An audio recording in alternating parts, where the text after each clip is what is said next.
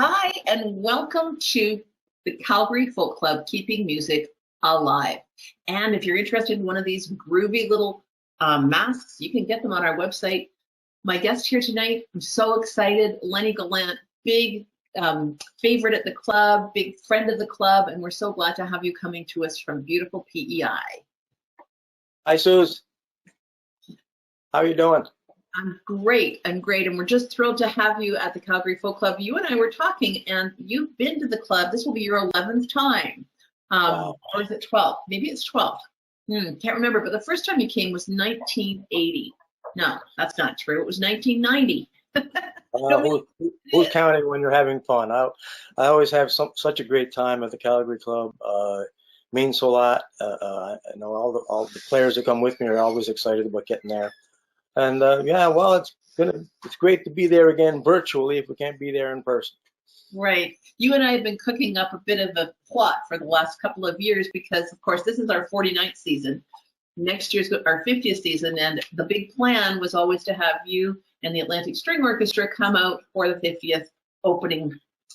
Unfortunately, COVID has thrown a big wrench in that, and with travel being the way it is and so much uncertainty, we can't mount something. I mean, that was going to involve a lot of pre-planning to have that many people out on the road. So I think that what we've come to now is that next February we'll have you to the club, and that will be a big celebration. Yeah, well, we'll make it special, I guarantee you. Yeah. Well, it's always a special time when you come, but you know, you've been doing a lot of things. PEI has been very, very fortunate during COVID because you have not had the case numbers that have been happening other places like Alberta, for example. Advantages of being on that island. Yeah, the people in charge have done a great job, and you're right, it is certainly easier to contain things when you're on a small island. And people have been really great here on the island. You know, no one, in general, everyone follows the rules. Everyone's wearing masks and doing the quarantine when they have to, and very few complaints. I think people are pretty happy considering what's going on with the rest of the country. We feel terrible for what's happening in Alberta and BC and central Canada. It's painful to know that all that's going on, and we hope that you get through that real soon, you know, and we can get back to being a country again that we can go back and forth. And won't it be nice to have conversation other than, have you had your first poke yet? I haven't had my first poke. I'm getting it in a couple of weeks. May 4th is the big day, you know. So. Good, yeah. And it's just, you know, it's just so many things have changed, and yet so many things that we really hold dear, like music, have really held us together. And I know that on PEI you've been able to do some live shows. You did the Christmas tour. Yeah, we're very fortunate because there are so few numbers. We have had socially distanced shows. So I had a Christmas tour all through the Atlantic bubble, which was going to be 20-some dates. And unfortunately, just before we started, we lost about 2/3. But I still got to do 9 shows. I got to do 9 shows across Prince Edward Island and through Christmas, and a few shows here and there. I'm doing another almost a week of shows in June. So we're fortunate to be able to get the odd live performance in. A lot of virtual things. Have been involved in various recording projects, and people have been doing a lot to try to keep music happening in various ways. Last summer we had a drive-in music festival where they recorded a bunch of island artists and then had them appearing on drive-in screens across Prince Edward Island, all for free, which was pretty cool. The government supported that, so I gotta say that was a good idea. And so there's been some innovative ways to keep people playing. It doesn't make up for what you've lost. Like, we lost 5 tours in the last year, and it's been rough in that end for sure. Yeah. Well, and that's the thing is that people are saying, oh, when can we start? But they don't realize that there's this kind of machine behind things that happen, and it's not just like you don't just hop on a plane and fly out to Calgary and then fly back again. That doesn't make sense. You need to build a tour around it, so you need to have that kind of certainty, which we're hoping we'll have by the time February comes. One of the things that you said that the Atlantic bubble and then kind of the bubble burst. And so now, I'm not sure if people are aware, but like for you to go over to Halifax to do a show, like you did a couple of weeks ago, or to see your son, when you come back to Prince Edward Island, you have to isolate. Yeah, you're right. Since 2021 started, I've been in quarantine for a whole month because originally I went over to see my kid from a former marriage, and when I came back, I had to isolate for 2 weeks alone, and then my partner Patricia and I went over to do a show with Symphony Nova Scotia a few weeks ago, and when we came back, we had to isolate for another 2 weeks. But at least that time, I had company when I was isolating. So, but it's kind of a pain, but at the same time, I don't complain about it because in the grand scheme of things, it's keeping the island pretty safe up to this point, relatively so. And as I said, it's enabling people to get out and socialize a little bit. Being careful about it, and it's allowed us to have some shows and things like that. So in the long run, it's paid off. Right, and that isolation time, the first one that you were on your own, resulted in some pretty interesting things. It did, yeah. It got me, I guess, doing a little bit of thinking and realizing how much I missed my partner. And so at the end of isolation, she came over for dinner, and we had a little celebration. And I popped the question, and we're now engaged. So that was cool. Happy isolation stories. And thank you for sharing that. Because people need to hear the good things that are happening, and that I'm just all goosebumpy about that one. So, and Patricia's be performing with you for our show on Friday night.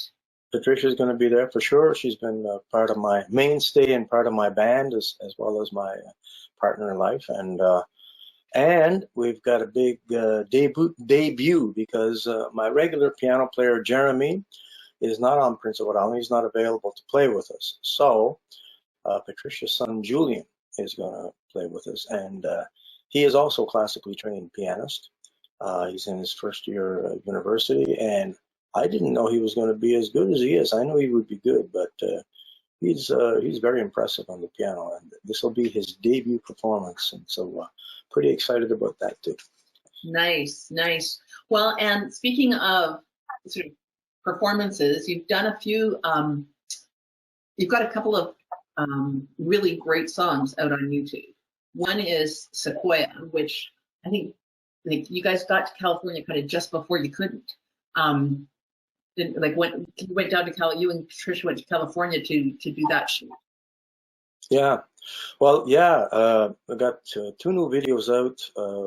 Sequoia, as you say, we just a year ago last fall, Patricia and I went down to the Sierra Nevada in California and met a wonderful cameraman down there, and we filmed a video for Sequoia, which I co-directed, and then Patricia edited it. And I'm very proud of this video. I think it looks pretty cool. It's lovely. It's lovely, yeah. And then a new one it's not a new song because it is on time travel, but it's a new video that you just released for Blood and Salt Water. Yeah, another song that's on the album Time Travel, and I was commissioned to write this before the album came out, actually. Susan Rogers is the director for a brand new film called Still the Water, which is being released later this month. A really cool film. It's set in a small East Coast village. It's all, a fishing village, but there's a lot of drama in it, a lot of interplay, personal conflict, I guess, a very interesting story, and a lot of hockey in the film. So I didn't have to step too far out of my own personal history to be able to write a song to reflect what was going on in the film. But I really like the song. It talks more about what is happening in people's thoughts and in their relationship, and the video itself, which was also filmed by Susan, seemed to turn out pretty good. It's also on YouTube. Nice. Blood and Water for the film Still the Waters. Nice. Well, and I'm going to encourage everyone who's listening to go check out artists that you love, Lennie in particular, but other artists as well. It makes a big difference to artists. They don't get any money when they're on YouTube, but once you hit a certain number of people who are connected to your site by liking and following, then it begins to monetize and they begin to show up more often, and that makes a huge difference. And so, you're right. It seems to be a part. These days you're always looking for some kind of support and funding, and how many followers you have, and all that seems to weigh into it, which I think is a little odd because not everyone is that YouTube or that online friendly. I'm learning to spend a little more time on there. But when you go to YouTube, if you can subscribe to the channel, it doesn't cost a penny. It just takes a few minutes. It does make a difference for artists. It helps artists out if they have subscribers there or followers on Facebook and all that kind of thing. Yeah, and I don't know that you had Time Travel out yet last time you were here, so maybe do you have a copy of it just so people can go, oh, I don't have that one yet, and they can. Amazingly enough, I happen to have one here. I can't believe that. I don't know. But yeah, that's the album Time Travel, and it's been doing pretty good. It got voted one of the top 10 albums of the year by Penguin Eggs magazine, and it also won a Canadian Folk Music Award and a bunch of other things. And I should mention that that's not the last album I worked on. Actually, my partner Patricia is a French Acadian, and I have Acadian roots, of course, and so I do sometimes, we do shows completely in French, and we have a Francophone album called Sirène et Matelot, which means the siren and the sailor, and that's also, we'll have them at the show, of course, at the show, we'll have them here, but if anyone is interested in a copy, we'll happily sign copies and mail them out. All the information is on my website, lenniegallant.com.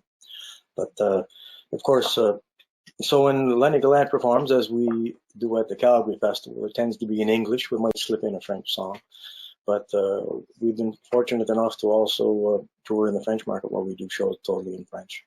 Nice, yeah. And so another connection with Calgary is that, well, last time I think that you and I saw each other in person was at the East Coast Music Awards 2 years ago now, and you were very honored and a bit surprised by the honor, but I think it's absolutely bang on. One of your songs was inducted into the National Music Hall of Fame, which is of course at the National Music Center here in Calgary, Peter's Dream. Yeah, that was a wonderful surprise. It came out of nowhere. I was extremely honored to have that happen. I mean, as a kid growing up, so many of my musical heroes were Canadian songwriters, and to have one of my songs in a collection that contains so many songs that I was in awe of when I was just learning how to write, it means more than you can imagine. That's a great thrill for me to have that happen. Shoulder to shoulder, and I think we're going to be also playing this for a couple of times in this week prior leading up to Friday night's concert. And so people are interested in coming to the concert. Just want to let you know that Keeping Music Alive, the Calgary Folk Club series, every penny of the tickets that you purchase goes directly to the artist. The Folk Club is not taking any percentage on it or anything. We're just doing this because we know that we want to keep music alive and that artists can use that. I mean, 5 tours being canceled, it's tough. And so, if you can join us, you don't have to come live on Friday night. You will have the link for 2 days. You can watch it anytime on the weekend. You can watch it more than once on the weekend. However, one link, one device. And so encourage your friends and family to come out and join Lennie and I. So on Friday night, we've got some special stuff happening. Yeah, very much going to enjoy doing that show. I got to say, as you said, I played your folk club a lot over the years, and it took me a while to get to almost accept the fact that, what a great music town Calgary is, and how much the Calgary Folk Club has really shaped that in many ways. It was, one of the first places that really established a folk club, and so many have sprung out of that. But just the way that the artists are treated there, it's always such a comfort when you're on tour across Canada and you come to Calgary Folk Club, because the attitude, the treatment, the respect for the artist, and just the support in general has meant so much. When you're on tour, if you got that gig going across the country, it carries a lot of weight. And thank you, Suze, for being a huge part of that and really steering that ship. It means a lot. It means a lot to the artist. Just wanted to say that. And I'm fortunate in that I get to be the face and the voice, but there is a whole team of people, all volunteers, all volunteer run, that just love the music. And I know that they are going to be very excited welcoming you into their living rooms this week. So before we close, it looks like we got a little glitch in the feed here. Oh yeah. Okay. No, we're glitching. Okay, I think we're back. Anything that you want to say in closing before we say off to the music? Well, I'm really looking forward to being there virtually. Uh-oh, got a phone ringing. Really looking forward to being there virtually. I wish I could be there in person, but maybe not right now. But, in a couple months down the road. But very, very excited for playing for your audience and anyone else who wants to join us. I think that would be, and if people are interested in joining, they can get the tickets at CalgaryFolkClub.com, and take good care. Thank you so much for doing this, Lennie. Really appreciate it. We'll see you on the other side of this in person, but meanwhile, we're really looking forward to Friday night. Thanks, Suze. Bye, everybody.